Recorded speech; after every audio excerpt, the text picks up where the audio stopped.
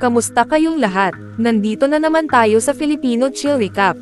At ngayon, pag-uusapan natin ang buong Deadpool film series ang mapapanood nyo mga Tagalog recap sa video na ito mga ka-chill. Mula sa Deadpool, 2016, Deadpool 2, 2018, at Deadpool at Wolverine, 2024. Maghanda na kayo dahil sa mga spoilers na darating.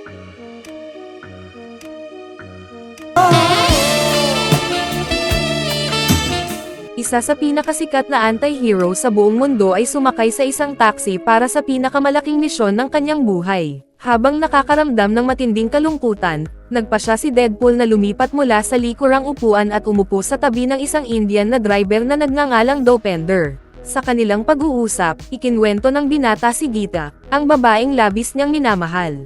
Ayon kay Dopinder, sana ay naging napakabuting asawa si Gita para sa kanya kung hindi lamang inagaw ng kanyang pinsang si Bando ang puso nito. Pagkarinig nito, si Deadpool, na kamakailan lamang ay dumaan sa isang matinding kabiguan sa pag-ibig, ay pinayuhan ang binata na sunggaban ang pag-ibig ng buong lakas at huwag na huwag itong bibitawan. Nang tanungin kung bakit siya nakasuot ng pulang kasuotan, sinabi ng anti-hero na hinahabol niya ang ilang masasamang tao. 1 taon, 3 weeks, 6 days, at 14 minutes na siyang naghihintay upang mapilitan si Ajax, isang sadistiko at malupit na siyentipiko, na ayusin ang pinsalang ginawa nito sa kanyang mukha. Samantala, ang siyentipiko ay nakikipagkasundo sa pinuno ng hukbong militar at ibinebenta ang mga mutant na nilikha niya sa kanyang laboratorio na para bang mga sandata sa digmaan. Matapos maibenta ang mga ito, umalis si Ajax kasama ang kanyang mga tauhan. Halos nasa destinasyon na si Deadpool nang mapansin niyang naiwan niya ang kanyang lagayan ng bala. Mayroon lamang siyang 12 bala sa kanyang baril. Pagkatapos magpaalam kay Dopinder, matiisin siyang naghintay ng tamang sandali upang lusubin ang kanyang target. Nakaupo sa gilid ng isang suspension bridge, namataan ni Deadpool ang pagdating ng mga kontrabida at agad siyang kumilos. Una, pinasok niya ang isa sa mga sasakyan at pinatay ang lahat ng masasamang taong nasa loob. Ginamit ng mandirigmang may espada ang mga katawan ng kanyang mga kalaban upang mapatomba ang mga paparating na nakamotorsiklo na balak siyang patayin, na nagdulot ng matinding aksidente sa kalsada. Habang sinusubukan niyang sakalin ang isa sa mga smuggler, may isa pang sasakyan na may sakay na mga armadong lalaki ang papalapit. Ginamit ni Deadpool ang kanyang mga paa upang pabilisin ang kotse, na agad namang tumaob pagkaraan ng ilang sandali. Sa iglap na iyon, may mga ulong na pugot at mga katawang tumilapon at bumagsak sa mga harang ng tulay. Naibalita sa telebisyon ang mga larawan ng aksidente, at nang marinig ng reporter ang tungkol sa isang lalaking nakasuot ng pulang kasuotan, agad na napagtanto ni Colossus na si Deadpool ang may kagagawan ng sakunang ito. Kaagad niyang iniwan ang kanyang almusal at tinawagan si Negasonic upang samahan siya sa pinangyarihan ng aksidente.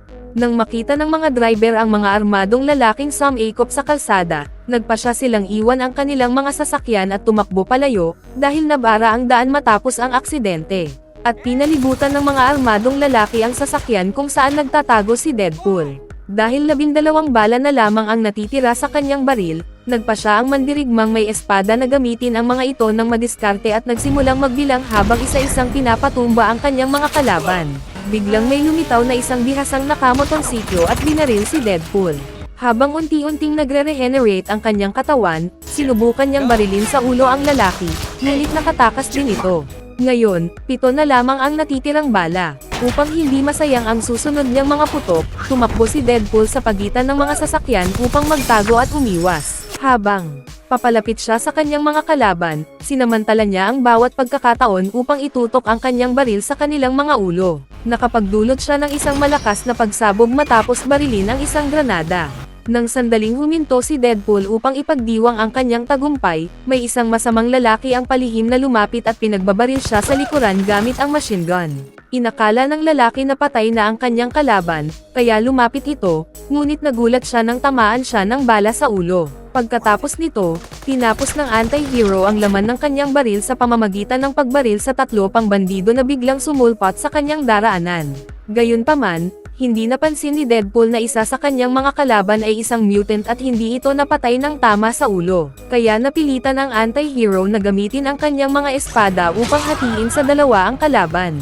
Ngunit upang maunawaan kung paano tayo umabot sa puntong ito ng kwento, kailangan nating balikan ang nangyari 2 years bago mabaril si Deadpool sa puwitan. Si Wade Wilson, ang tunay niyang pangalan, ay nag-order ng pizza na ipapadala sa address ni Gavin Merchant. Ang mersenaryong ito ay inupahan ni Megan Orlovsky upang takutin si Jeremy, na bukod sa kanyang trabaho bilang delivery boy ay lihim na nag-o-overtime bilang isang stalker. Dahil dito, inutusan ni Wade ang binata na lumayo sa babae at nagbanta na kapag muli pa niya itong nilapitan, may isa sa kanyang mga braso o paa ang tiyak na mapuputol. Matapos ayusin ang sitwasyon kay Jeremy, nagtungo ang mersenaryo upang kausapin si Megan at sinabi niyang hindi na siya guguluhin pa ng lalaking iyon.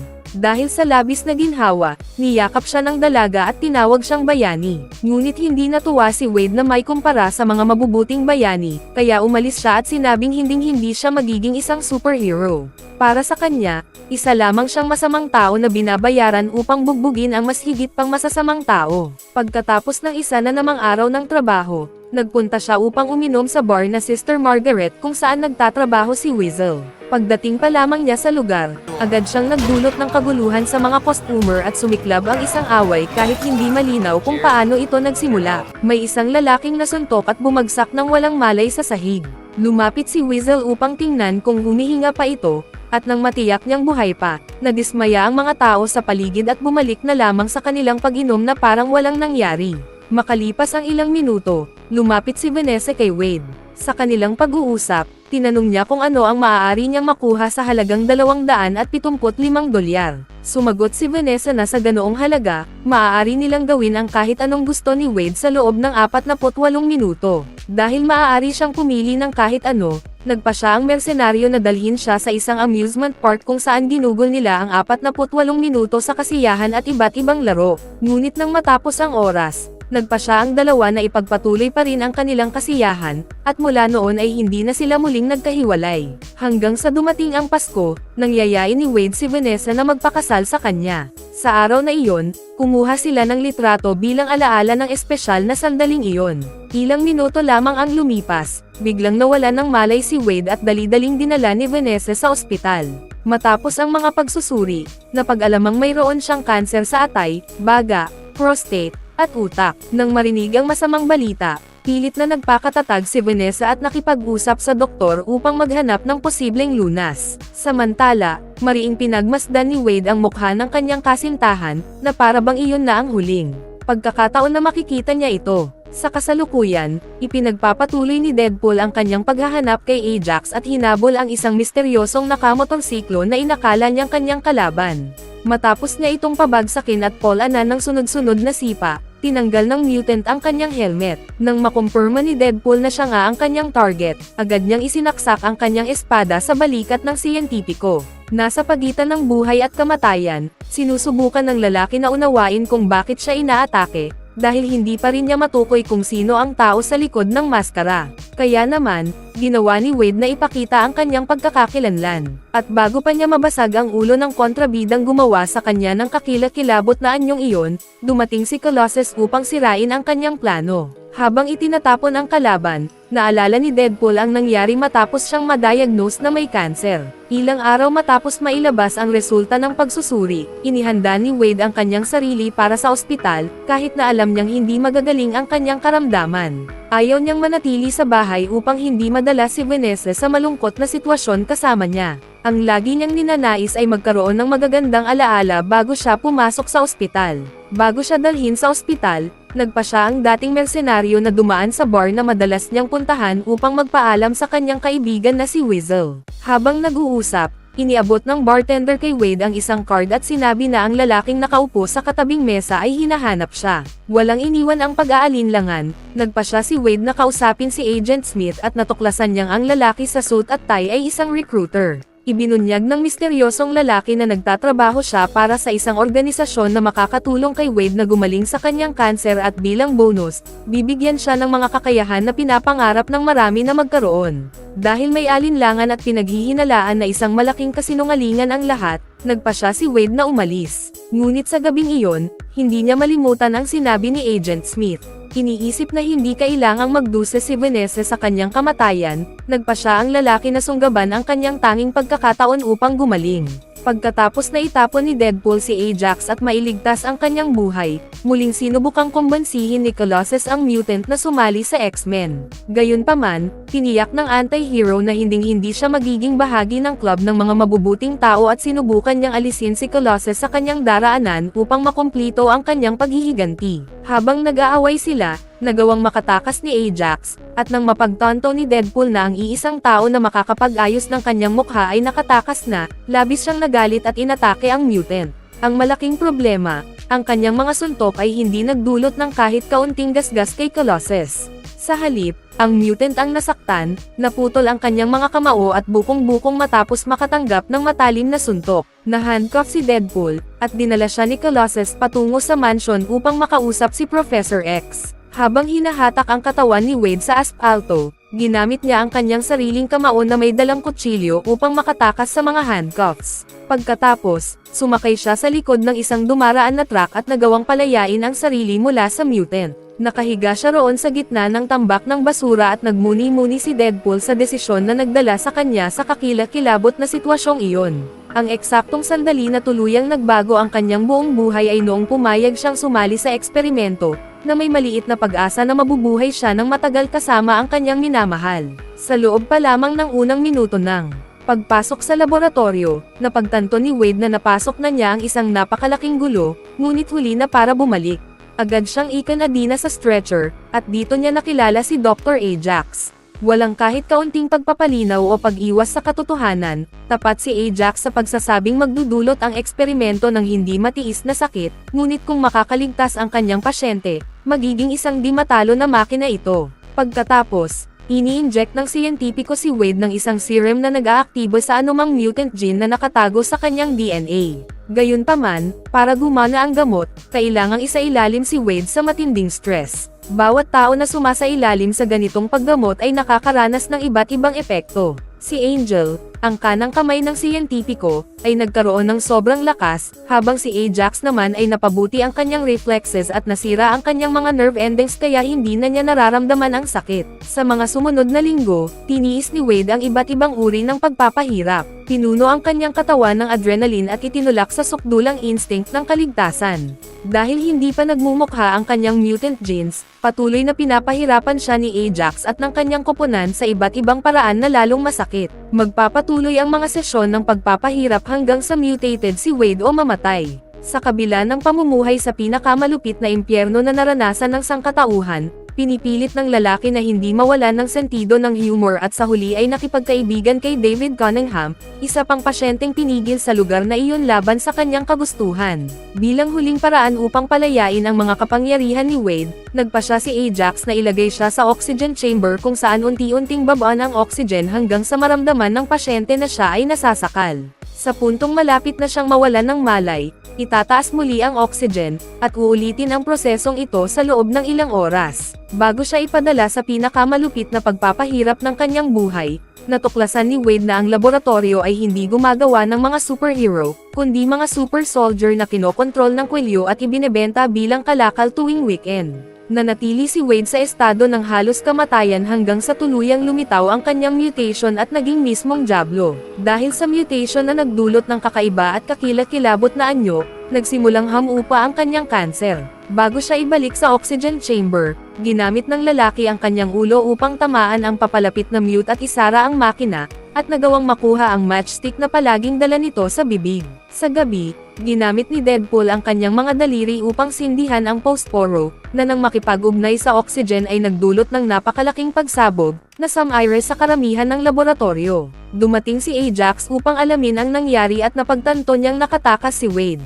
Inatake ng lalaki ang kanyang kalaban gamit ang natitirang lakas.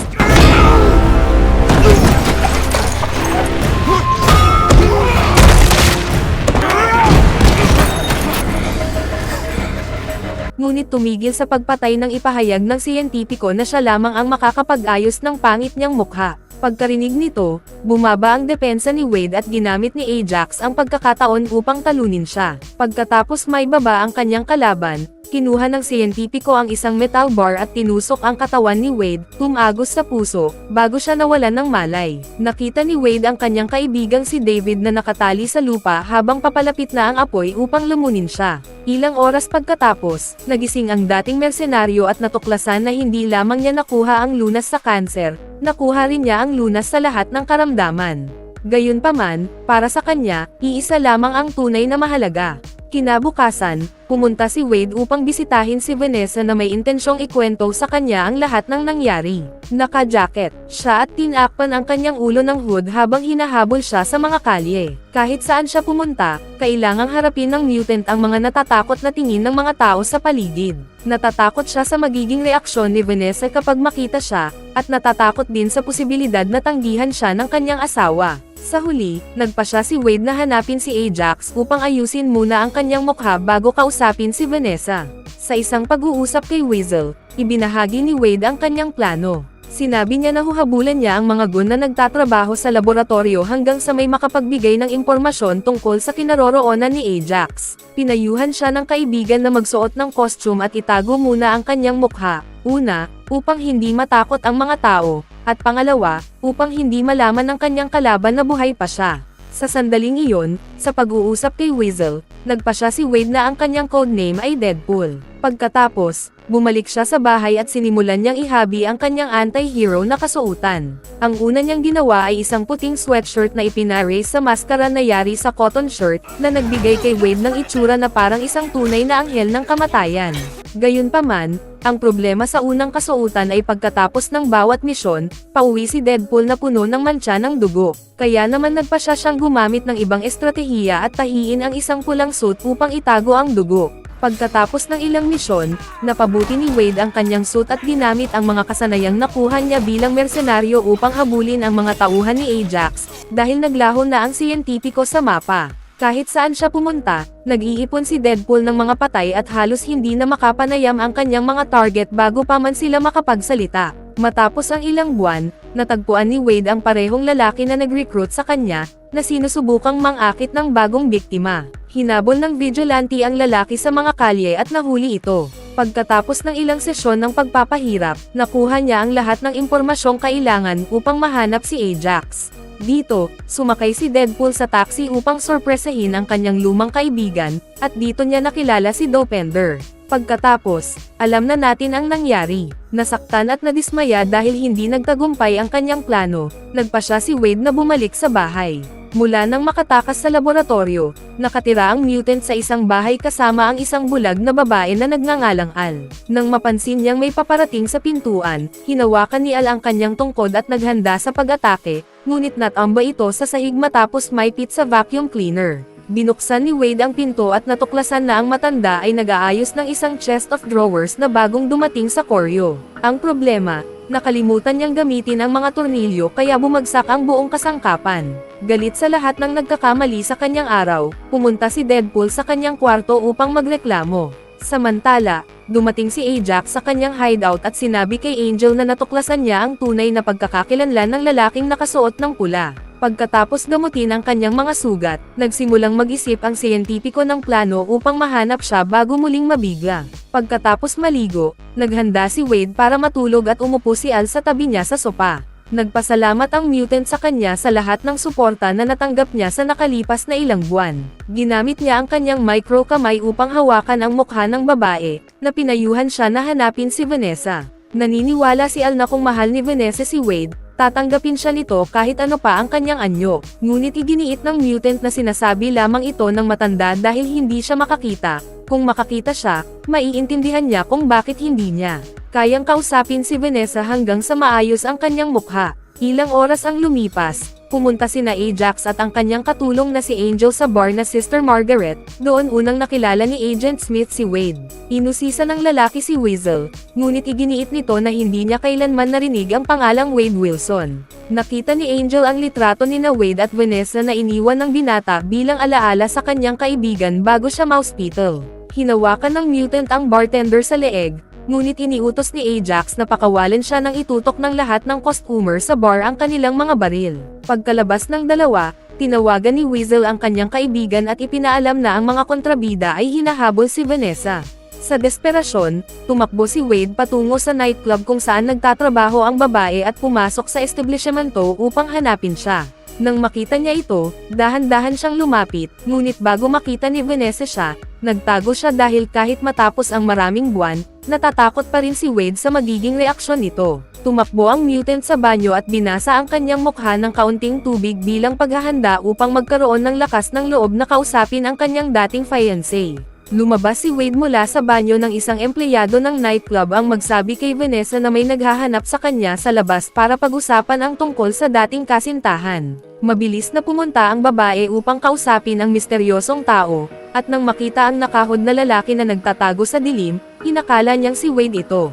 Ngunit sa kanyang gulat, ipinakita ni Ajax ang kanyang sarili. Agad namang nahuli ni Angel ang babae bago siya makatakas. Dahil hindi mahanap si Vanessa kahit saan, tinanong ni Wade ang kanyang kaibigan tungkol sa kinaroroonan nito, at sinabi ni Weasel na nakita niya ang babae na lumabas sa likod ng pinto. Habang umaalis sa nightclub, natagpuan ni Wade ang maliit na regalo na iniwan ni Ajax at agad niyang naunawaan na nahuli na ng siyentipiko si Vanessa. Kaagad na bumalik ang dalawang kaibigan sa bahay at galit na galit si Wade, sinisira ang lahat sa kanyang daraanan. Bigla siyang nakatanggap ng mensahe mula kay Ajax na ipinadala sa telepono ni Vanessa. Nais ng lalaki na magkita sila sa junkyard ng tanghali. Pinulot ni Deadpool ang lahat ng sandata na nakita niya sa bahay at inilagay sa bag, dahil alam niyang hindi magiging madali ang laban. Bago siya umalis, sinabi niya na mahal niya ang matanda at nagpasalamat sa pagtanggap nito sa kanya sa lahat ng oras. Dahil nasa disadvantage sa laban na iyon, pumunta si Deadpool sa X-Men Mansion at humingi ng tulong kina Colossus at sa teenage na si Negasonic upang iligtas si Vanessa, dahil sila ang may bahagi sa muling pagtakas ni Ajax. Tinawag din si Dopinder upang tulungan si Deadpool sa misyon. Sa pagkakataong ito, kailangang dalhin ng taxi driver ang tatlong mutants sa junkyard.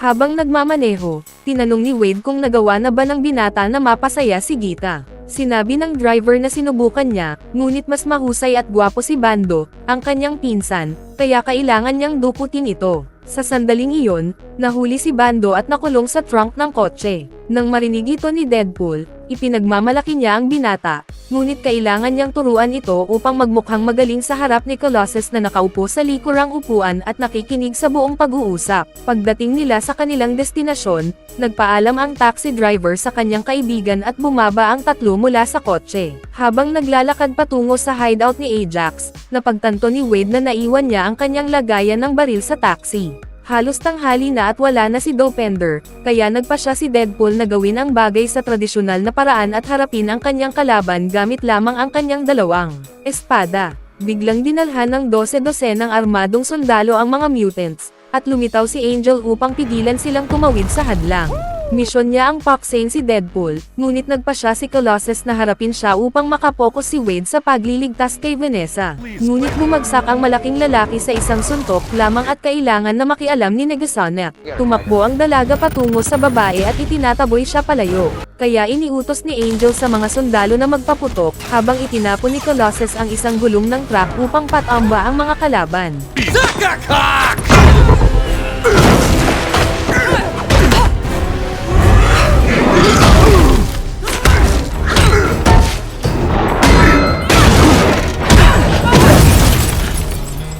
Habang nagharap sina Man of Steel at Angel, nagtago sina Deadpool at Negasonic sa likod ng tambak ng mga guho upang maiwasan ang tama ng mga bala. Pagkatapos, punatin ni Wade ang kanyang panloob upang gawing watawat ng kapayapaan. Nang tumigil ang mga sundalo sa pagpapaputok, sinabi ng anti-hero na patatawarin niya sila kung ibababa nila ang kanilang mga sandata. Gayunpaman, nagkaguluhan ang kanyang plano at nagsimulang magpaputok ang mga lalaki pabalik. Wala nang magawa si Swordsman kundi atakihin sila, hinati ang kanilang mga katawan at pinutol ang kanilang mga ulo.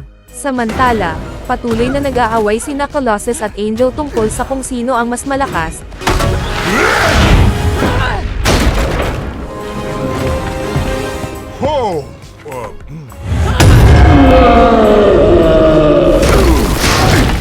Habang tinutulungan ni Teenage Negasonic si Deadpool na makapasok sa ikalawang palapag ng junkyard kung saan naruroon sina Ajax at Vanessa. Ginamit niya ang kanyang kapangyarihan upang itapon si Swordsman kasama ang isang metal plate. Nang tuluyang harapin ni Wade ang kanyang kalaban, nakita niya si Vanessa na nakakulong sa oxygen chamber at ipinangako na ililigtas niya ito. Nang maunawaan ni Vanessa na ang maskarang lalaki ay ang kanyang dating fiancé, nagalit siya, at pinutol ni Ajax ang oxygen sa chamber. Kumuha si Ajax ng 2 palakol at inatake si Deadpool. Nagpalitan sila ng ilang suntok, at itinapon ni Wade ang isa sa kanyang mga espada sa chamber upang makapasok ang oxygen mula sa labas. Dahil iisa na lamang ang espada ni Deadpool, nasa disadvantage siya, at nasira pa ang kanyang pangalawang espada ni Ajax, kaya kailangan niyang lumaban ng walang anumang sandata. Samantala, patuloy na binubugbog si Colossus ni Angel na gumagamit ng metal cable upang sakalin siya. Sa tulong ng espada, nagawang palayain ni Vanessa ang sarili mula sa mga tali na humahawak sa kanya sa chamber. Patuloy ang laban ni Deadpool at Ajax, at inilahad ng siyentipiko ang isang maliit na kutsilyo na nakatago sa suit ng kanyang kalaban upang atakihin siya.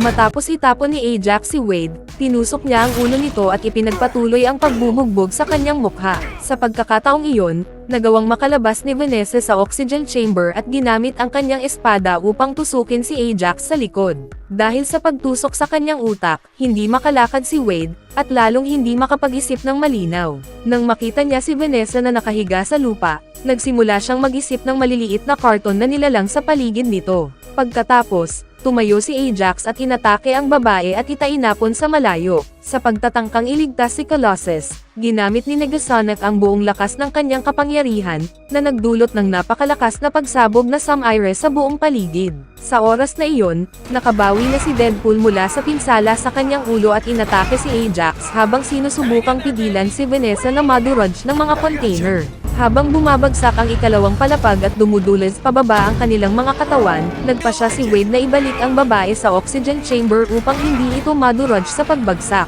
Nang makita ni Colossus na gumuho na ang lahat sa paligid niya, kinuha niya ang 2 babae at tumakbo palayo. Ilang sandali pa, tuluyang bumagsak ang buong lugar, at ang silid kung saan naroon si Vanessa ay natabunan ng mga guho. Pagkalipas ng ilang minuto, nailigtas siya ng mga mutant at lumabas mula sa trahedya na halos walang galos. Sumunod na lumitaw si Wade, at nang akala niya ay makukuha na niya ang masayang wakas, biglang sumulpat si Ajax at inatake siya. Pareho silang gamulong palabas ng mga guho, at sa unang pagkakataon, nabali ni Deadpool ang 2 braso ng lalaki. Iginiit niya na aayusin ng siyentipiko ang kanyang mukha, ngunit nang marinig iyon, nagsimulang tumawa si Ajax. Sinabi ng lalaki na walang lunas sa kanyang kondisyon, kaya kailangan niyang mamuhay habang buhay na may ganoong kapangit na mukha. Dahil dito, kinuha ni Deadpool ang maliit na baril na ibinigay sa kanya ni Al at balak niya itong gamitin upang pasabugan ang utak ng lalaki. Gayunpaman, dumating si Colossus ilang segundo bago makapaghiganti ang vigilante at sinubukan siyang kumbansihin na gawin ang tamang desisyon. Habang nagbibigay ng talumpati ang mutant tungkol sa pagiging isang bayani, pinindot ni Deadpool ang gatilyo at tinapos ang kanyang misyon. Matapos isuka ang lahat ng kanyang kinain sa almusal, pinanood ni Colossus at ng batang si Negasonic mula sa gilid habang sinusubukang magpaliwanag ni Wade kay Vanessa. Galit ang babae dahil iniwan siya, at ilang beses niyang sinuntok ang kanyang dating kasintahan. Nang mailabas na niya ang lahat ng kanyang galit, humingi ng tawad ang lalaki sa pag-alis ng hindi nagpapalam at sa hindi na pagbabalik upang ipaliwanag ang nangyari. Ipinaliwanag ni Wade na natakot siyang kausapin si Vanessa dahil ang lalaking nasa ilalim ng maskara ay hindi na ang lalaking naaalala niya. Inalis ng babae ang maskara at hinarap ang mukha ni Wolverine. Matapos alisin ang pangalawang maskara, nagulat siya sa kanyang nakita, ngunit sinabi niyang pagkatapos ng kaunting pag-a-adjust at ilang inumin, magiging masaya siyang halikan ang mukhang iyon. Nagulat ang mga mutant sa naging reaksyon ni Vanessa, at inutusan sila ni Wade na bumalik na sa Xavier Mansion. Bago siya umalis, sinabi ni Colossus na balang araw ay maisasama rin niya siya sa X-Men. Tila hindi na kinailangan ni Vanessa ng mahabang panahon upang masanay sa bagong anyo ng kanyang minamahal, at hinalikan niya si Wade ng buong pananabik, gaya ng dati. Sa linggo ng kanilang dating anniversary, naglakbay si Deadpool sa iba't ibang panig ng mundo upang ubusin ang mga kriminal ng isang makapangyarihang international organization. Oh. Hit it, Dolly.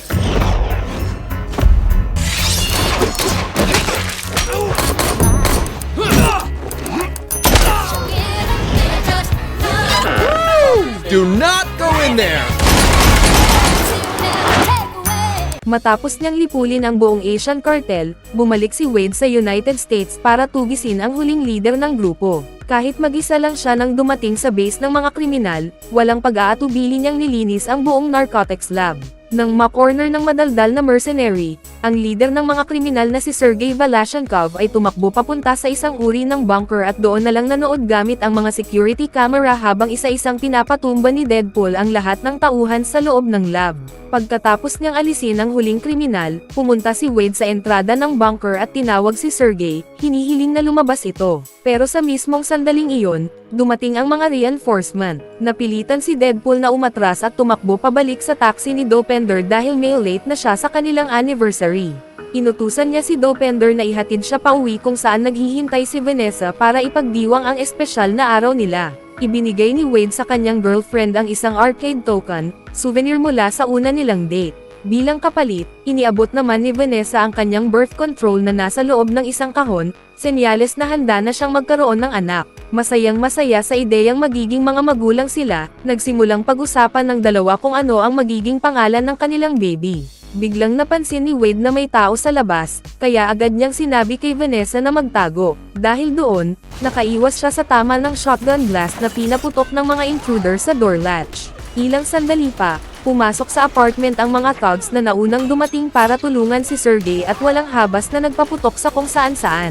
Pero isa-isa silang inubos ni Wade gamit ang mga kitchen knife. Matapos niyang patumbahin ang lahat ng kriminal, tinawag niya si Vanessa at sinabing tumayo na. Nakahinga siya ng maluwag nang makitang wala itong kahit anong sugat. Ngunit sa sandaling lumabas si Vanessa mula sa likod ng couch, biglang sumulpat si Sergey sa pintuan at binaril si Deadpool. Sumablay ang bala sa target at tumama mismo sa puso ni Vanessa. Agad tumalon si Wade palabas ng bintana ng apartment at hinabol si Sergey. Ngunit sa gitna ng kalsada, nabangga siya ng sasakyan, na nagbigay ng pagkakataon para makatakas ang bandit. Sa kabutihang palad, ilang metro lang ang layo, isang pickup truck ang bumangga sa kotse ni Sergey at agad itong tumirek. Desperado, sinubukan ng lalaki na paandarin muli ang sasakyan pero nabigo siya. Doon siya naabutan ni Wade, at sa gitna ng kalsada ay niyakap niya ito ng mahigpit hanggang sa pareho silang masagasaan ng isang ambulansya. Matapos ang pagkamatay ni Vanessa, tuluyang nalugmok si Wade sa matinding kalungkutan.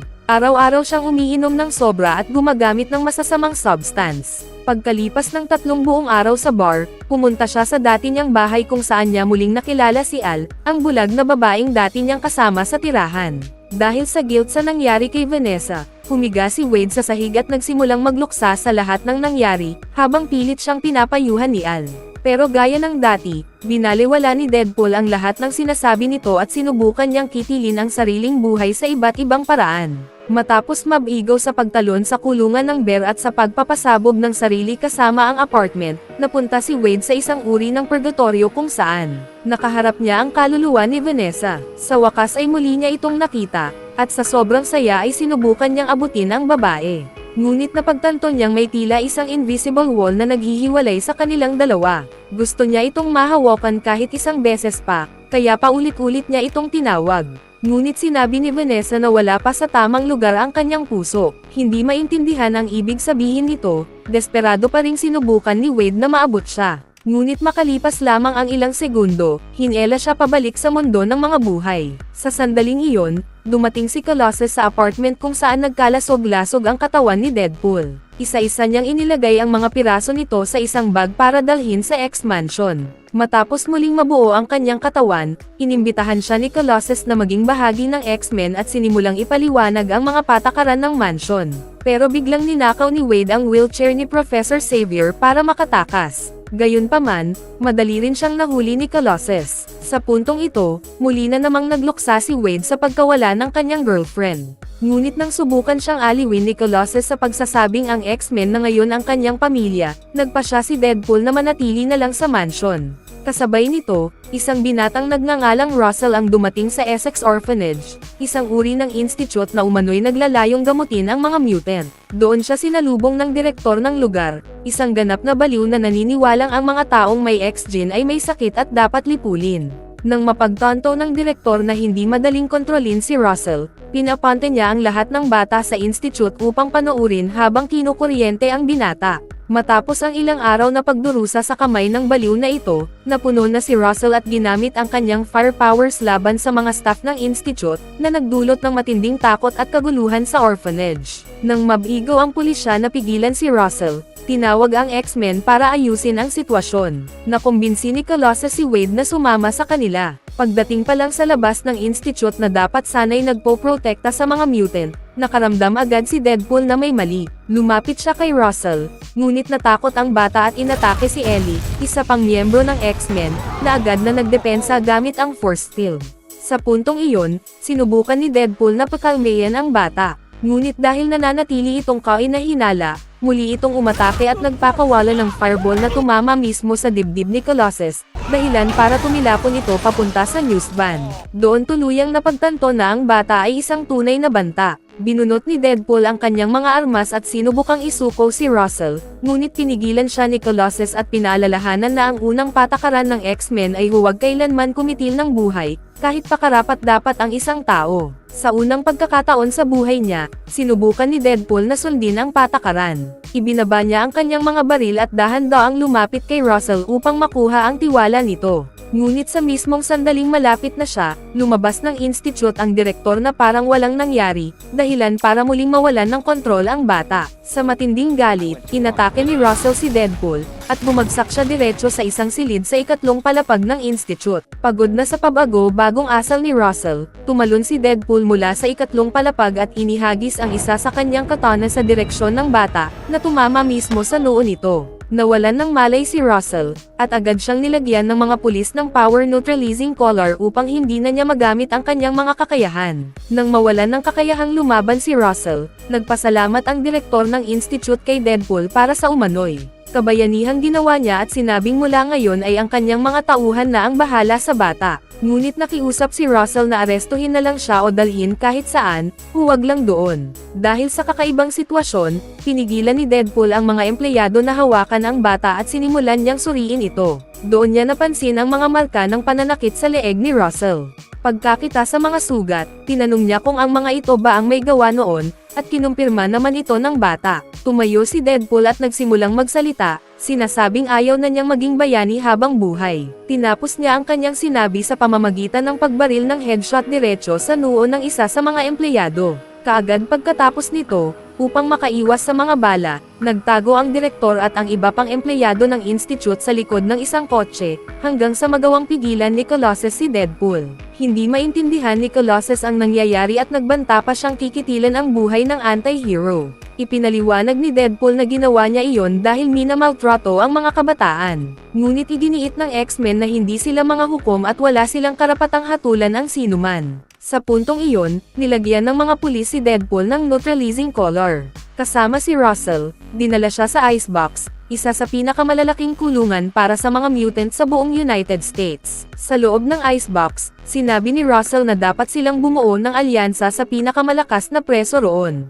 Ipinaliwanag naman ni Wade na may isang halimaw sa ilalim ng kulungan na perpekto sana para doon, pero hindi muna nila dapat iyon pagtuunan ng pansin dahil nakablock ang kanyang powers dahil sa kwintas. Dahil dito, naging mortal muli si Wade at nagsimulang manghina dahil sa kanyang sakit, unti-unti siyang nauubos at lalong nanghihina araw-araw. Kahit dahan-dahan siyang nawawalan ng buhay, kailangan pa rin niyang mamuhay ng normal sa loob ng kulungan at ginugol niya ang kanyang mga araw kasama si Russell. Ngunit matapos silang masangkot sa gulo laban sa ibang mga preso at mabugbog siya dahil sa bata, napuno na si Deadpool. Sinabi niyang ayaw na niyang maging kaibigan si Russell, bagay na labis na nakasakit sa damdamin ng binata. Sa sandaling iyon, isang misteryosong lalaki ang nakakita ng ulat tungkol sa insidente sa Essex Institute at nagsimulang mag-assemble ng mga armas gamit ang kanyang futuristic technology. Nang maging handa ang lahat, sinalakay ng lalaki ang kulungan at matapos matukoy ang selda kung saan naroon sina Russell at Wade, nagsimula siyang sumulong papunta sa kanila, tinalo ang lahat ng security guard na hamarang sa kanyang daraanan.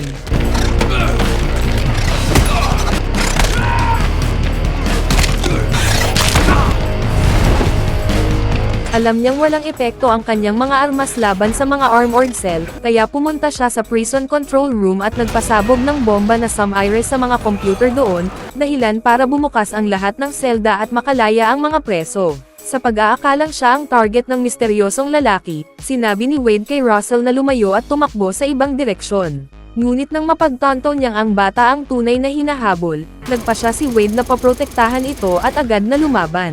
Kahit gusto niyang iligtas ang bata, labis na nanghihina si Wade at dehado siya dahil sa kanyang sakit. Habang naglalaban sila, nabaril ng lalaki ang collar ni Deadpool, na unti-unting nasira at nagbalik sa kanya ng kanyang immortality at regeneration. Sa pag-aakalang tuluyan ng natalo si Wade, lumapit ang misteryosong lalaki kay Russell at naghanda na itong patayin.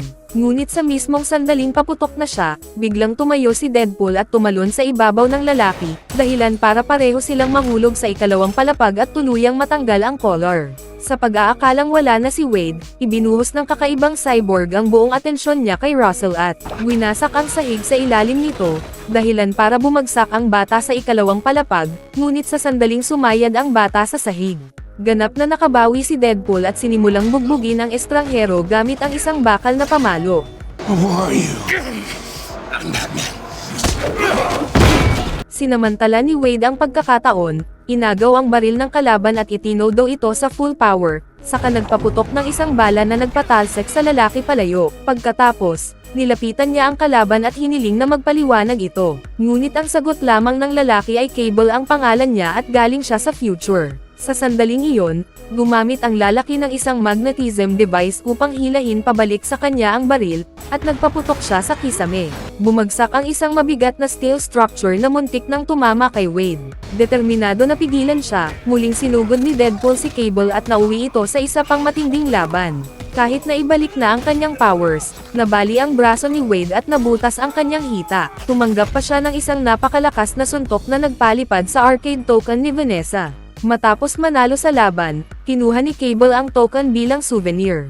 Ngunit ayaw pumayag ni Wade na mawala ang bagay na iyon, kaya pilit siyang tumayo upang bawiin ito. Bago pa siya makakilos ng maayos, isa na namang suntok ang tumama sa kanya. Halos wala ng lakas si Wade nang tanungin siya ni Cable kung bakit niya pinoprotektahan si Russell. Hindi alam ni Wade na nakikinig ang bata, at sinabi niyang wala siyang pakialam dito. Labis na nadismaya si Russell at agad na sumuko sa mga security guard. Sa huling sandali, hinugot ni Wade ang pin ng isa sa mga granada ni Cable, na nagdulot ng napakalakas na pagsabog na tumilapon sa kanilang lahat palabas ng kulungan. Sa mga mabubughaw na bundok sa labas, nagsimula silang dumulas at gamulong sa nyebe. Nakahawak si Cable sa isang bato, ngunit hindi ganoon kaswert si Wade, na tumama ang ulo sa bato at tuluyang nawalan ng malay habang nahulog sa nagyayelong lawa. Sa sandaling humipo ang kanyang katawan sa tubig, muling napunta si Wade sa purgatorio at nanalangin na payag ang makapasok. Ngunit nang hindi siya sagutin ni Vanessa, naisip niya ang sinabi nito noong nakaraan at sa wakas ay naunawaan na si Russell ang lugar kung saan nararapat na naruroon ang kanyang puso. Nang maunawaan ito, bumalik si Wade sa mundo ng mga buhay at paglabas mula sa nagyayelong tubig, diretso siyang pumunta sa bar upang magplano kung paano ililigtas si Russell. Habang nakikipag-usap sa bar attendant na si Weasel, nalaman ng binata na ililipat ang mga mutant sa isa pang maximum security prison sa loob ng ilang araw. Batay sa impormasyong ito, nagdesisyon si Wade na bumuo ng isang team para iligtas si Russell at nagsimula siyang mag-interview ng ilang tao. Ang grupo na nabuo niya ay pinangalan ng X-Force. Ngayon nabuo na ang team ni Wade, umalis si Weasel sa bar at naglakad pa uwi. Ngunit naabutan siya ni Cable upang kunin ang impormasyon. Bagamat kaibigan ni Wade si Weasel, duwag ito at isinisiwalat lahat ng alam niya tungkol kay Russell at sa X-Force. Sa loob ng kulungan, pinili ni Russell na sundin ang sinabi ni Wade at ninakaw ang puding mula sa isa sa mga preso, na nagdulot ng malaking gulo sa mess hall. Habang abala ang lahat sa kaguluhan, lumapit si Russell sa halimaw sa basement na nabanggit ni Deadpool at ibinigay ang kanyang tray ng pagkain rito, na nagwagi sa tiwala at pagkakaibigan ng nilalang na iyon. Sa araw ng transfer, inilagay si Russell at ang ibang mga preso sa transport truck patungo sa bagong kulungan. May plano na si Deadpool at ang X-Force, tumalon mula sa helicopter para makalapag sa truck. Ngunit dahil sa malakas na hangin, isa-isa ang mga miyembro ng team na nahulog sa lupa at namatay. Got this! Left! You idiot! Oh! Maybe the wind can't blow what it can't see. You got this, buddy! That's the stuff! That's the X-Force spirit! Maliban kay Domino na gamit ang kanyang super lock eye, nakalapag ng ligtas at nakapasok sa truck ng tahimik. Sa loob ng sasakyan, itinapon ni Domino ang driver at siya na ang humawak ng pagmamaneho ng truck. Ngunit sa puntong ito, lumitaw si Cable at nakasampa rin sa kotse. Nang nasa loob siya, naisip ni Cable na nasa likuran nila si Deadpool gamit ang scooter, at sinimulan niyang itapon ang mga cabin na may mga preso upang subukang patalsikan siya. Ngunit sa kabila ng kawalan ng kalamangan, nagawa ni Wade na makaiwas sa mga ito. Sinubukan ni Deadpool na tumalon mula sa kanyang motorcycle papunta sa truck, ngunit nagkamali siya at malupit na bumangga sa lupa. Sa kabutihang palad, pagbangon niya, nabangga siya ng isa sa mga prison vehicles sa hood ng kotse. Ginamit ni Wade ang kanyang katana para paandarin ang sasakyan, habang hawak naman ang manibela gamit ang kabilang kamay, at siya mismo ang nagmaneho mula sa labas ng kotse. Sinubukan ni Domino na harapin si Cable mula sa loob ng sasakyan, I'd ask who you are.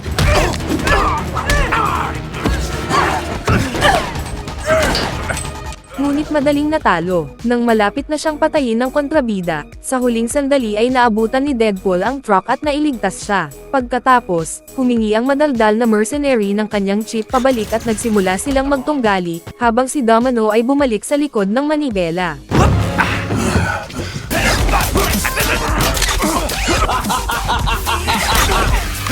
Kill Black Tom, you racist! Ngunit nang subukan niyang pigilan ang truck, napansin niyang tama na ng mga bala ang chassis ng sasakyan, dahilan para tumulo ang lahat ng brake fluid at mawala ang kakayahang huminto ng kotse. Habang sinusubukan ni Domino na pabagalin ang sasakyan, bigla na lang nagsimulang magpaputok si Cable kay Deadpool. Pinutol ni Deadpool ang mga bala sa ere gamit ang kanyang katana, pero ilang beses pa rin siyang tamaan. Here we go.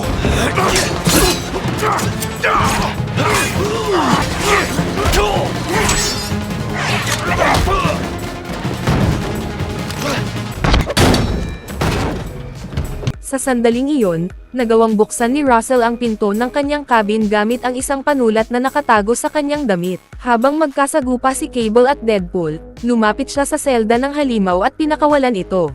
Sa wakas, lumabas ang nilalang na pinangalan ng Juggernaut at pinukpok ang lupa ng napakalakas na bumuo ng crater sa kalsada, dahilan para matamba at ma-overturn ang truck. Pagkatapos nilang bumagsak sa lupa, lumabas si Juggernaut mula sa selda at lumapit kay Deadpool, na parang hinati ang katawan niya sa dalawa na parang simpleng candy bar. Nawalan ng mga binti si Deadpool at sinubukan pang humingi ng paumanhin sa kanyang mga sinabi, ngunit sinabi ni Russell na hindi na niya kailangan si Wade at ipagpapatuloy niya ang kanyang paghihiganti gamit ang tulong ni Juggernaut. Matapos ang dramatikong pamamaalam, umalis si Russell habang dinala ni Domino ang mga labi ni Deadpool sa apartment upang hintayin na muling mabuo ang kanyang mga binti. Habang naghihintay, dumating si Weasel at nagsabi na banta sa kanya si Cable. Sa sandaling iyon, pumasok ang kontrabida sa front door ng apartment. Bagamat inakala ng lahat na pupunta siya para patayin sila, humingi lang pala ng tulong ang time traveler. Ayon kay Cable, patayin ni Russell ang direktor ng Essex Institute, at kung mangyari iyon, magugustuhan niya ang kapangyarihan ng bagay at magiging supervillain. Sa ilang taon sa hinaharap, ang adult version ni Russell ay papatayin ang asawa at anak ni Cable. Sinabi rin ng lalaki na kaya sana niya si Russell ng mag-isa, pero dahil tumutulong na si Juggernaut, kailangan niya ng buong suporta para mapigilan ang bata. Sa puntong ito, tinanong ni Wade kung bakit hindi na lang bumalik si Cable sa timeline noong bata pa siya para madaling masolusyonan ang problema. Sagot ni Cable, may limitasyon ang kanyang temporal omnitrix at mayroon lamang itong dalawang charges. Dahil nagamit niya ang isa para dumating sa kasalukuyang panahon, isa na lang ang natitira para makabalik sa future. Alam ni Wade na kung pareho silang may pagkakataon, babalik din siya para iligtas si Vanessa.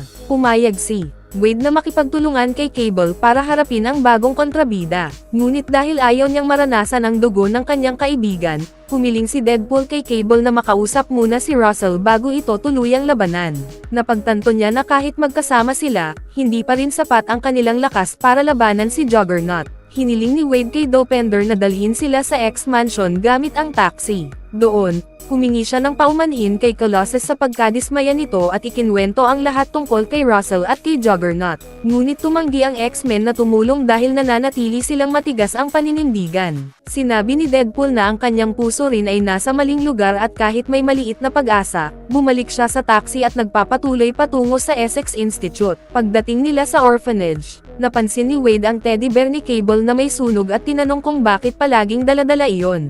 Sagot ng lalaki, ang teddy bear ay natabunan ng dugo ng kanyang anak na babae. Sa sandaling iyon, kumatok sa pinto ng institute sina Russell at Juggernaut. Kahit na nandyan si Deadpool at ang X-Force 2.0 na sinusubukang kumbansihin si Russell na talikuran ang paghihiganti, winindang ng bata ang pinto at galit na naglakad patungo sa direktor.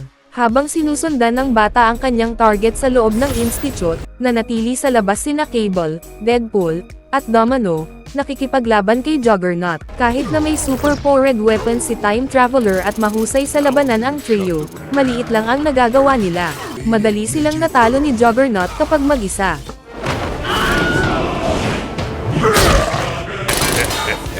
Come here, beautiful.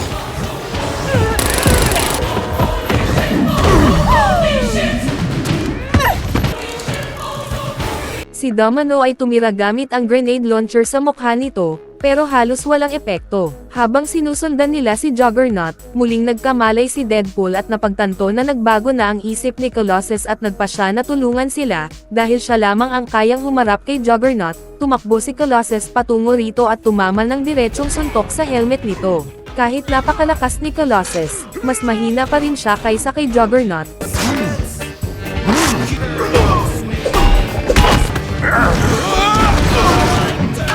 Kaya napilitan siyang gumamit ng maruming taktika para magkaroon ng kahit kaunting tsansa na manalo. Habang nakikipaglaban ang isang X-Men kay Juggernaut, pumasok si Domino sa institute at nakipaglaban sa mga nurse upang iligtas ang mga bata.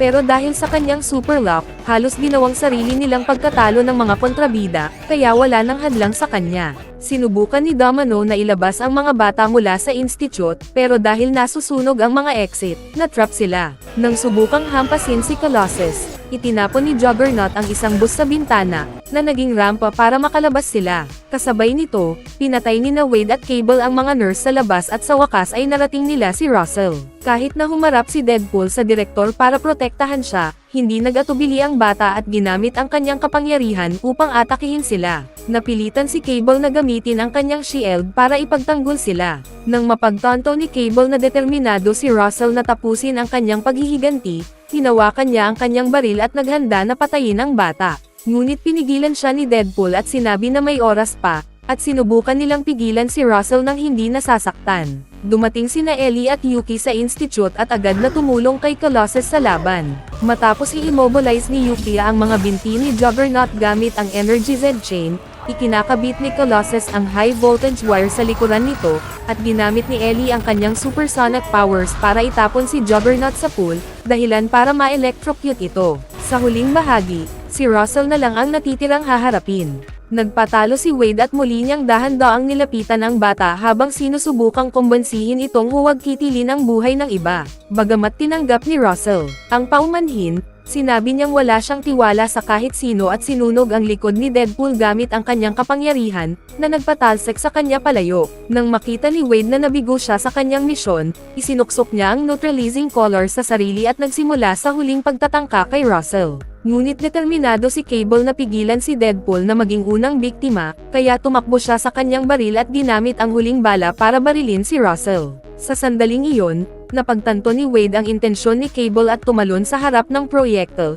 na tumama sa kanyang puso. Nang makita ni Russell na isinakripisyo ni Deadpool ang sarili para sa kanya, naunawaan niyang naging bulag siya sa galit at nagsisi sa lahat ng nagawa niya. Agad na nawala ang mga bakas ng dugo sa teddy bear na dala ni Cable, tanda na nabago na ang hinaharap at nailigtas ang kanyang pamilya. Alam ni Wade na kung ipagpapatuloy niya ang pagsusuot ng necklace, malapit na siyang mamatay. Sinubukan ni Colossus na alisin ang kwintas sa leeg ni Deadpool, ngunit tumanggi si Wade, sabay sabi na natapos na ang kanyang layunin at ang kanyang puso ay nasa tamang lugar na. Sa kanyang huling sandali, nagpapaalam si Wade sa bagong X-Force, lalo na kina Cable at Russell.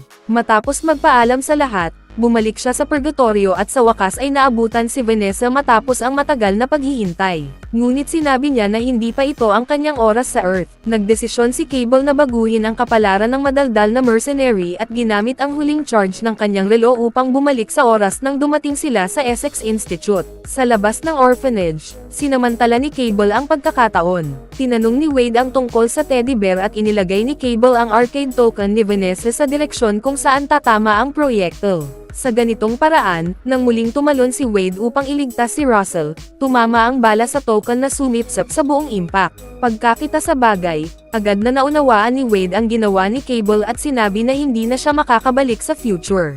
Ngunit sinabi ng Traveler na ang mahalaga ay ligtas ang kanyang pamilya at mananatili siya sa kasalukuyan ng ilang sandali. Sa pagkakaayos ng lahat, tinanggal ni Russell ang collar ni Wade at magkasama silang umalis. Habang umaalis sa institute, lumitaw ang direktor at nagsimulang manita at insultuhan sila bilang mga mutant. Ngunit habang nagsasalita ito, dumating si Dopender at tinapakan ito gamit ang taxi. Tinatapos na ang direktor isang beses at para sa lahat. Pagkaraan ng lahat ng ito, nagawa ni na Ellie at Yuki na maibalik ang relo ni Cable at naibigay ito sa pinakamalalang tao, si Deadpool. Sa kakayahang maglakbay sa oras, bumalik si Wade sa kanyang apartment sa tamang oras upang itutok ang kutsilyo sa noo ni Sergey bago nito matamaan si Vanessa. Iniligtas siya ng tuluyan. Pagkatapos nito, bumalik si Wade sa Wolverine origin movie at pinatay ang kanyang kakaibang bersyon sa nakaraan, at pinigilan din si Ryan Reynolds na pumayag sa Green Lantern. Sa ganitong paraan, nawasak ang lahat ng kasamaan sa mundo,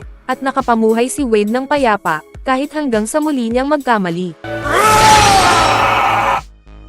Nagsisimula ang kwento habang sinusubukan ni Deadpool na iligtas ang kanyang mundo mula sa pagkawasak. Hinanap niya si Wolverine, iniisip na baka buhay pa si Logan dahil sa kanyang kakayahang maghilom ng sugat. Ngunit nang hukayin ni Deadpool ang kanyang libingan, ang natagpuan lamang niya ay ang mga labi ni Wolverine. Dahil sa galit, hinampos niya ang mga ito gamit ang pala at nagmura, dahil si Logan na ang huli niyang pag-asa. Pagkaraan ng ilang sandali, kumalma si Deadpool at kinausap ang kalansay ni Logan. Maya-maya, dumating ang mga ahente ng TVA upang arestuhin siya dahil sa pakikialam niya sa timeline. Kinuha ni Deadpool ang mga buto ni Wolverine na gawa sa adamantium at ginamit ang mga ito upang labanan ang mga ahente. Natalo niya silang lahat at sinipa palayo ang bungo ni Wolverine. Mas marami pang ahente ang dumating mula sa mga portal, at nagpasya si Deadpool na ipagpatuloy ang pakikipaglaban upang tuluyang maalis ang mga ito. Itinali niya ang mga kuko ni Wolverine sa kanyang mga palso at ginamit ang mga iyon bilang sandata upang talunin ang natitirang mga ahente.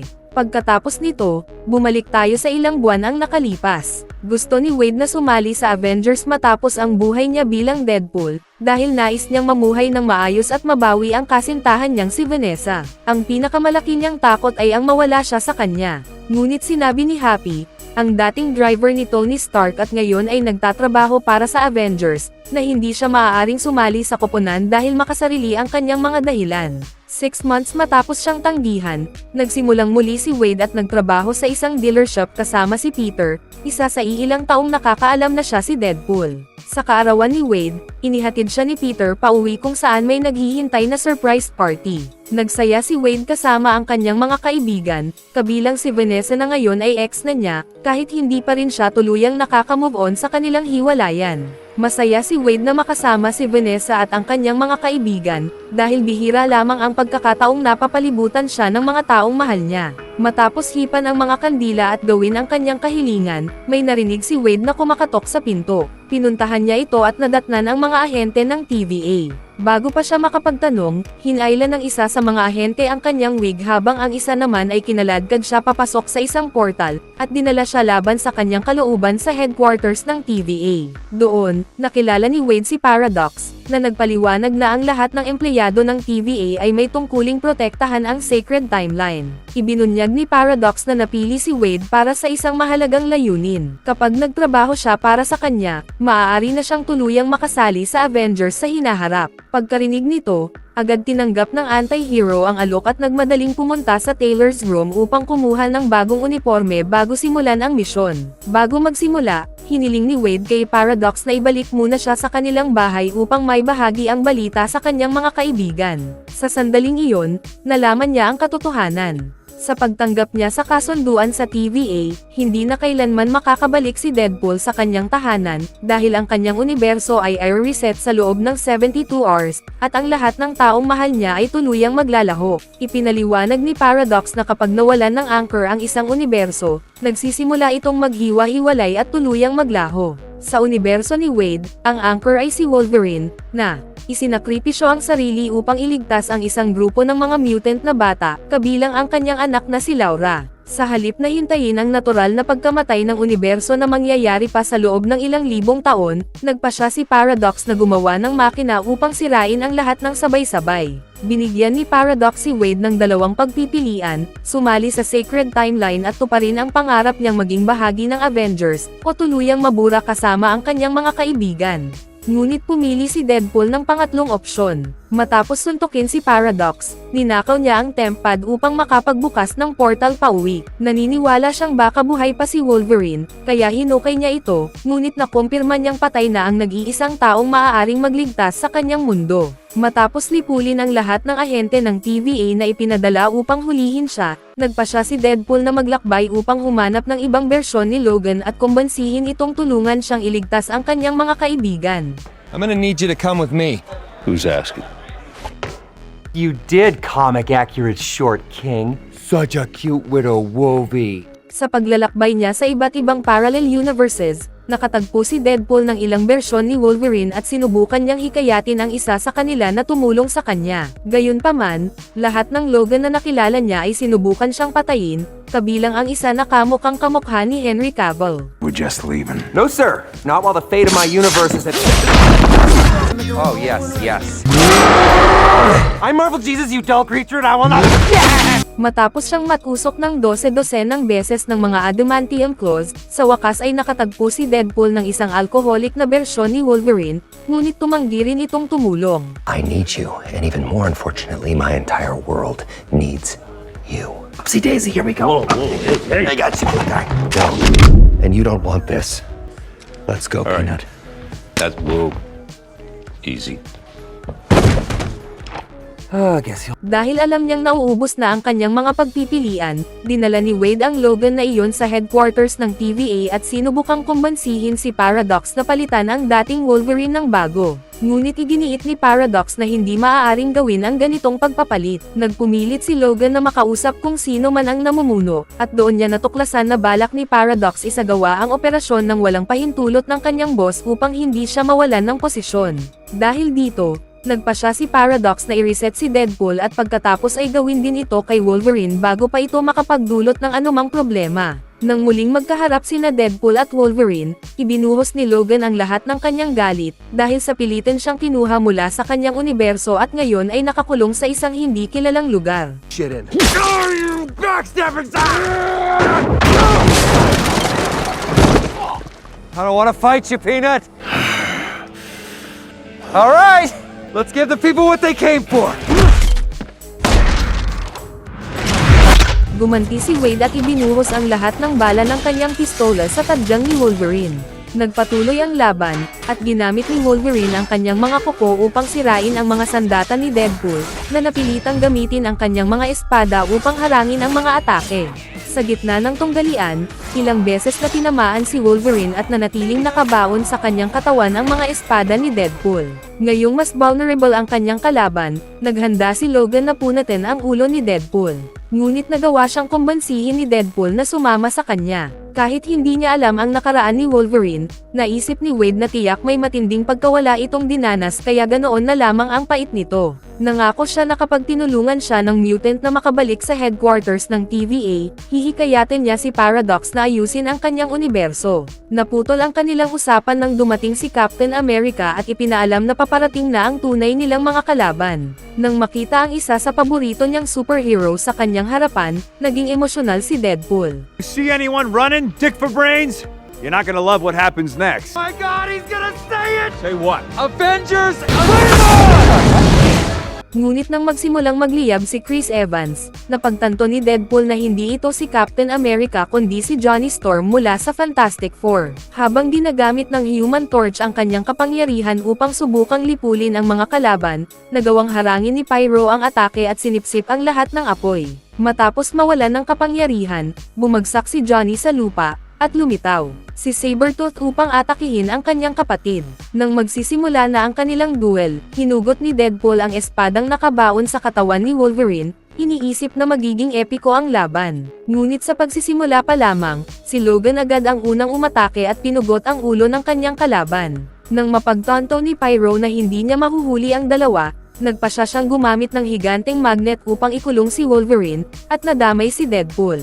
Pareho silang iginapos sa loob ng isang selda kasama si Johnny at dinala sa tagwan ni Cassandra Nova, ang kambal na kapatid ni Professor Charles Xavier. Pagkaharap kay Cassandra, ikinwento ni Deadpool ang lahat ng masasamang sinabi ni Johnny tungkol sa kanya habang nasa biyahe sila. Dahil dito, nagpasya si Cassandra na patayin si Johnny at ipinaliwanag na ipinadala siya sa lugar na iyon bago pa man siya natutong maglakad, at kailanman ay hindi siya hinanap ng kanyang kapatid. Nang marinig ni Wolverine na sinisiraan ni Cassandra ang kanyang yumaong kaibigan, sinubukan niya itong atakihin, ngunit sa halip ay pinalubog ang kanyang katawan sa lupa. Pagkatapos nito, pinasok ni Cassandra ang isipan ni Wade upang alamin ang kanyang pinakamalalaking kahinaan, at natuklasan niyang kamakailan lamang ay tinanggihan siya ng taong pinakamamahal niya. Paglabas ni Cassandra sa kanyang isipan, inabala siya ni Deadpool upang magkaroon ng pagkakataon si Wolverine na saksakin siya gamit ang kanyang mga kuko.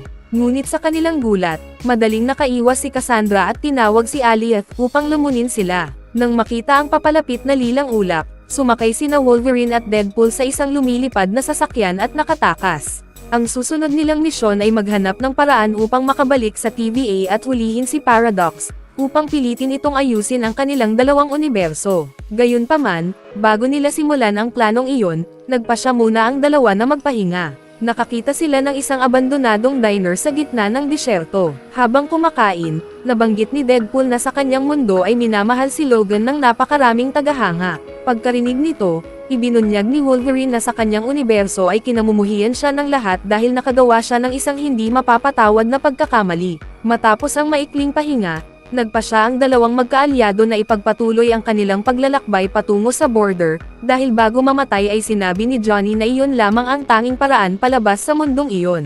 Habang naglalakad, tinanong ni Wolverine kung ano ang nangyari sa kanyang ibang bersyon. Ibinunyag ni Deadpool na namatay si Logan habang sinusubukang iligtas ang isang batang babae na tulad niya ay nilikha rin sa isang laboratorio. Ang dalagang si Laura, na kilala sa codename na X-23, ay itinuring na parang anak ni Wolverine. Isinakripisyo niya ang kanyang sarili upang maging malaya ito. Biglang, habang naglalakad sila sa disyerto, may nakita si Deadpool na isang aso na tumatakbo papunta sa kanya at agad siyang nabighani rito. Hindi na nagdalawang isip si Wade at nagpasya na ampunan ito. Ngunit nalaman niya na ang asong pinangalan ng Dogpool ay may may-ari na. Sa sandaling iyon, dumating si Nicepool upang kunin ang kanyang aso. Tinanong ni Wolverine kung saan ang daan papuntang border, at bilang pagtulong sa mga estranghero na makauwi, ipinahiram ni Nicepool ang kanyang sasakyan upang mas mapabilis ang kanilang paglalakbay. Bago umalis, kahit labag sa loob, ibinalik ni Wade si Dogpool sa tunay nitong may-ari at sumakay sila sa sasakyan upang ipagpatuloy ang biyahe. Sa kanilang paglalakbay, tinanong ni Deadpool si Wolverine kung ano ang nais nitong baguhin kung kayang baguhin ng mga ahente ng TVA ang nakaraan. Pagkarinig nito, napagtanto ni Logan na nilinlang siya, dahil pinaniwala siya ng kanyang kasama sa mga pangakong hindi tiyak. Hindi sigurado kung mababago nga ba ang kanyang universo, bigla niyang pinahinto ang sasakyan at inatake si Deadpool. Galit na galit siya dahil niloko siya. Mula nang sapilitang alisin siya sa kanyang mundo, naniwala si Wolverine na maitatama pa niya ang isang malaking pagkakamali sa nakaraan at maibabalik ang kanyang mga kaibigan. Ngunit ngayong alam niyang isa lamang itong ilusyon, ibinuhos niya ang kanyang galit kay Wade. Sa loob ng sasakyan, nagsimula silang mag-away.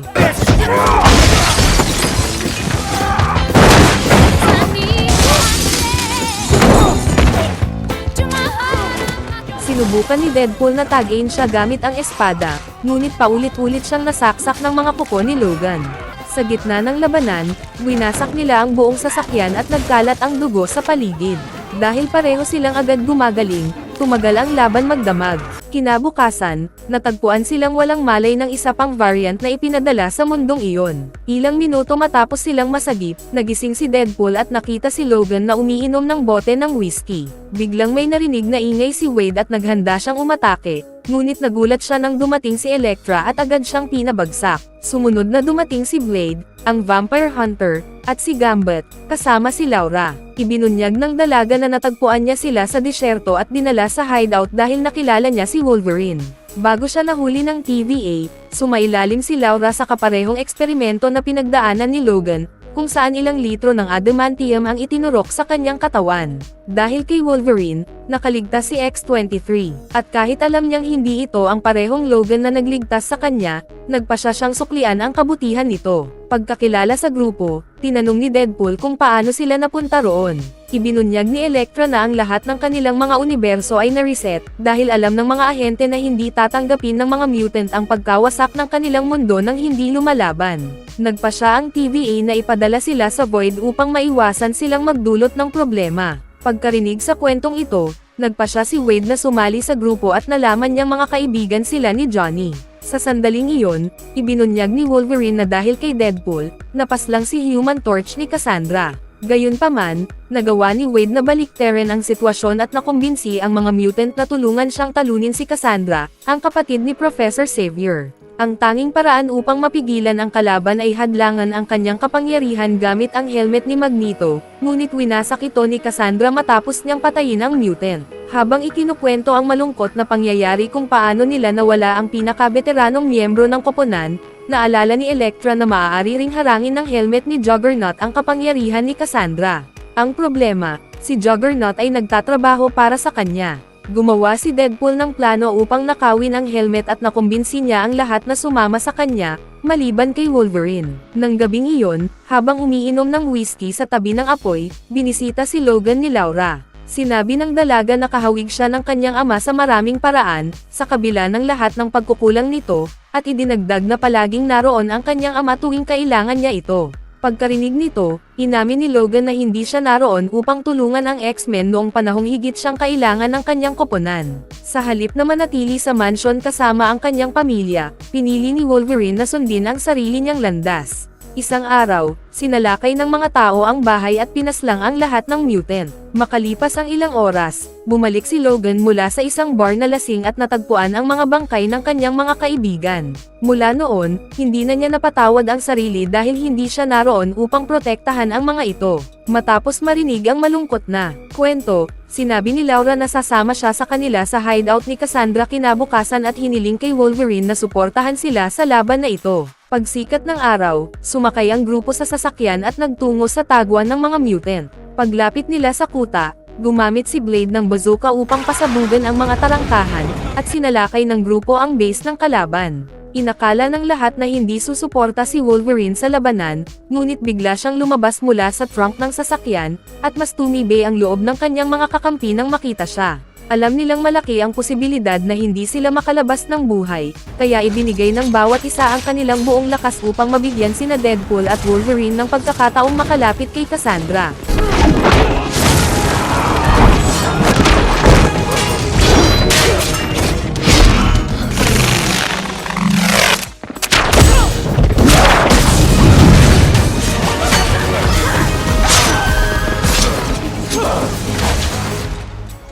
Pagkakita sa kanila, nagkunwaring nagulat ang babae sa kanilang pagbabalik at ipinakita ang kanyang kapangyarihan sa pamamagitan ng madaling pagpigil sa kanila nang hindi man lamang sila hinahawakan. Pagkatapos nito, pinasok ni Cassandra ang isipan ni Logan at natuklasan ang sakit na dala niya dahil nabigo niya ang lahat ng taong minahal niya. Matapos matagpuan ang mga bangkay ng kanyang mga kaibigan na nakatambak sa mansion, naging mapait si Wolverine at nagsimulang pumatay ng mga tao sa pag-asang mabawasan ang kanyang dalamhati. Samantala, hinarap ni Laura si Juggernaut sa isang duel, at matapos niya itong talunin, nagawa niyang nakawin ang helmet nito. Umakyat siya sa tore upang may hatid ang artifact kay Wolverine, ngunit hinayla siya pababa at kinailangan niyang ihagis ang kanyang backpack papasok sa silid. Nasalo ni Deadpool ang helmet at nagawa nilang maikulong si Cassandra, dahil naging vulnerable ang babae habang pinapasok niya ang isipan ni Logan. Habang pinagdedebatehan ng dalawa kung ano ang gagawin kay Cassandra, biglang dumating si Pyro at nagsimulang paputukan ang kanyang boss. Sa sandaling iyon, tinamaan siya ni Wolverine. Nagsimulang magtalo sina Logan at Deadpool tungkol sa magiging kapalaran ni Cassandra. Kapag hindi tinanggal ang helmet, mamamatay siya sa lalong madaling panahon. Kaya nagpa siya si Logan na alisin ito upang iligtas siya, kahit alam niyang maaaring siya naman ang patayin ng babae pagkatapos. Sa kabila ng kanyang pagnanais na patayin si Cassandra, alam ni Wolverine na hindi iyon ang gugustuhin ni Xavier na gawin niya, kaya pinili niyang iligtas ang kanyang buhay. Bilang pasasalamat, nagpa siya si Cassandra na tulungan silang makabalik sa kanilang tahanan at ginamit ang isang singsing na ninakaw niya mula sa isa sa mga bersyon ni Doctor Strange upang magbukas ng portal pabalik sa Earth 1.5, kung saan nakatira si Wade. Sa sandaling iyon, papalapit ang ulap, at binalaan ni Cassandra na may 4 seconds lamang ang dalawa upang makaalis sa void bago sila lumunin nito. Pagkarinig nito, tumakbo sina Deadpool at Wolverine at tumawid sa portal, habang ipinagpatuloy ng kanilang mga kaibigan ang pakikipaglaban-laban sa mga mutant. Pagkatapos nito, sinimulan ni Cassandra na imbestigahan si Pyro upang malaman kung bakit nito sinubukan siyang patayin. Natuklasan niyang isa pala itong infiltrated agent na nagtatrabaho para kay Paradox at inutusan itong alisin siya. Nang malaman ni Paradox na nakabalik na sina Deadpool at Wolverine sa Washington, nagpa siya siyang habulin ang mga ito, ngunit nagulat siya sa biglaang pagdating ni Cassandra. Pinasok ng mutant ang isipan ng kanyang kalaban at natuklasan niyang gumagawa ito ng makina upang lipulin ang unibersong iyon. Bigla niyang marahas na itinaboy sina Deadpool at Wolverine upang maipagpatuloy ang pagsisiyasat sa isip ni Paradox. Pagkatapos, nagpa siya si Cassandra na gamitin ang makina upang sirain ang lahat ng universo hanggang ang void na lamang, ang tanging mundong kanyang pinamumunuan, ang matira. Samantala, nakatanggap si Commander B-15 ng balita tungkol sa isang unauthorized time device na na-activate sa Earth 105. Matapos hulihin si Paradox at dalhin siya sa makina, iniwang bukas ni Cassandra ang portal. Nakita ni Deadpool si Dogpool na lumabas mula rito, at agad niya itong binuhat. Nakita rin ni Wade si Nicepool na tumatakbo papunta sa kanya. Ilang sandali pa, isang napakalaking hukbo ng mga Deadpool mula sa lahat ng umiiral na bersyon ang tumawid sa portal. That's bad.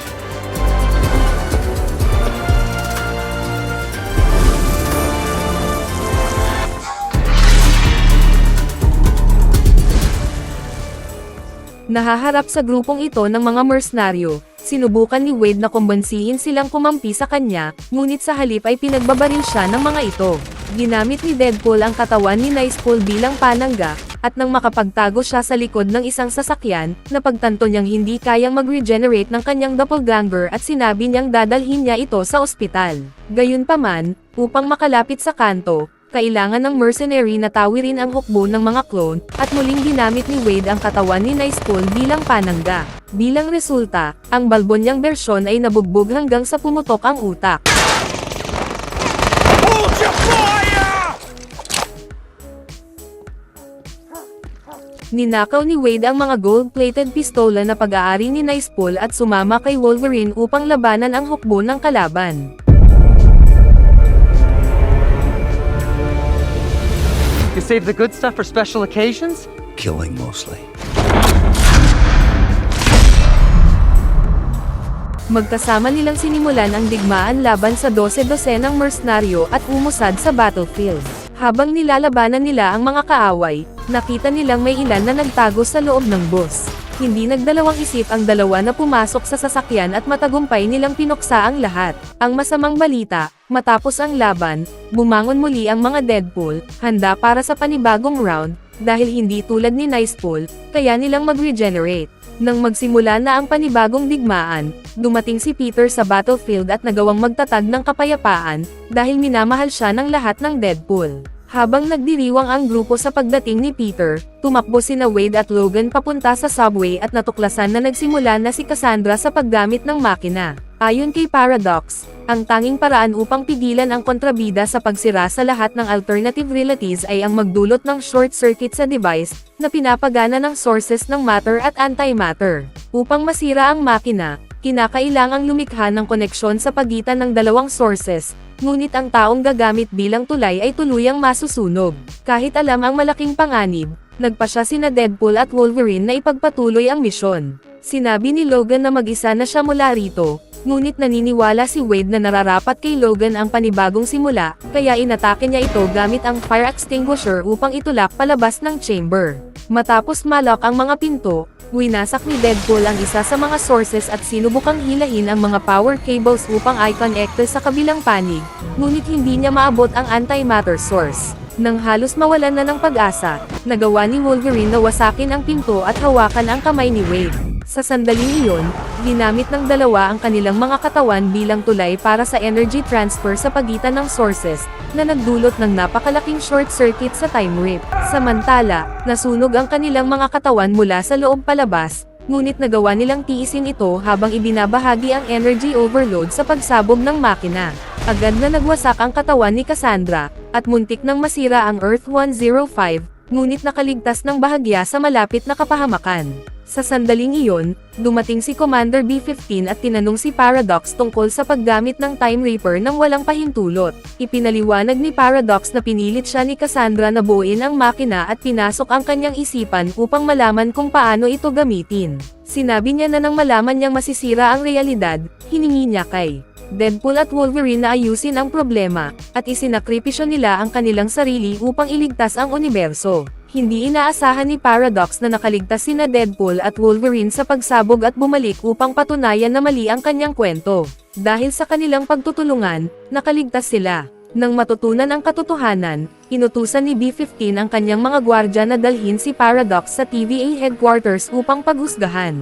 Matapos masira ang Time Reaper, sinuri ng commander na gumagaling na ang universo at pinapurihan sina Wade at Logan sa kanilang mahusay na nagawa. Kahit na hindi kabilang si Wolverine sa timeline na iyon, pinayagan siya ni B-15 na manatili upang muling buuin ang kanyang buhay.